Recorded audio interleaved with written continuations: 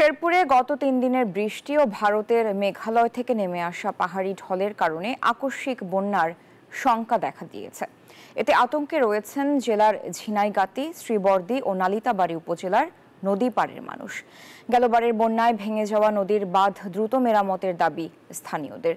প্রশাসনের পক্ষ থেকে বন্যা মোকাবেলায় সব ধরনের প্রস্তুতি নেওয়া হচ্ছে। শেরপুর থেকে জুবাইদুল ইসলামের পাঠানো তথ্য চিত্রে ডেস্ক রিপোর্ট। শেরপুরের ঝিনাইগাতির খৈলকুড়া গ্রামের স্বামীহারা রহিমা বেগম গেল অক্টোবরের ভয়াবহ বন্যায় ক্ষতিগ্রস্ত হয় বর্গা চাষ করা তার আমন ধানের ক্ষেত। ক্ষতি পুষিয়ে নিতে না নিতেই এবারও বন্যার শঙ্কায় আতঙ্কে রয়েছেন তিনি। আমগর পানি যদি আসে ক্ষতিগ্রস্ত হয়ে যায়, ঘরবাড়ি ভাঙচুর হয়ে যায়, আমরা কোন জায়গায় থাকবো? আমগর কোনো থাকার মতন জায়গা নাই। তাদের মতো ফসল ও ঘরবাড়ি হারানোর শঙ্কায় দিন পার করছেন নদী পাড়ের হাজারো মানুষ।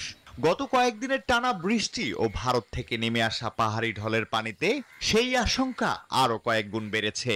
স্থানীয়রা জানান, গত অক্টোবরের বন্যায় ক্ষতিগ্রস্ত হওয়া মহারশী ও ভোগাই নদীর বাঁধ মেরামত এখনো শেষ হয়নি।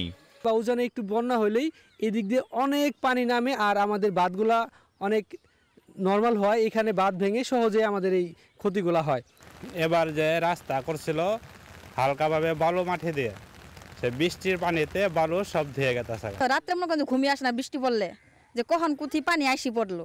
এদিকে বন্যা সতর্কীকরণ ও পূর্বাভাস কেন্দ্রের সতর্ক বার্তা পেয়ে কৃষি বিভাগের তরফ থেকে কৃষকদের সচেতন করা হচ্ছে। বিভিন্ন এলাকায় আমরা মাইকিং এর মাধ্যমে আমরা কৃষকদের দ্রুত ধান কর্তন করতে বলি, আউশের যে বীজতলা আছে সেই বীজতলার পানি নিষ্কাশনের জন্য আমরা নালা করে দিতে বলি, সবজির মাঠে পানি নিষ্কাশনের জন্য আমরা সুব্যবস্থা করতে বলি। সম্ভাব্য পরিস্থিতি মোকাবেলায় প্রস্তুত রয়েছে জেলা ও উপজেলা প্রশাসনও। বন্যা পরিস্থিতিতে উদ্ধার কার্যক্রমের স্বেচ্ছাসেবক দল সহ অন্যান্য যারা এই এলাকায় আছেন তাদের সহযোগিতায় আমরা প্রয়োজনীয় প্রস্তুতি নিয়ে রেখেছি।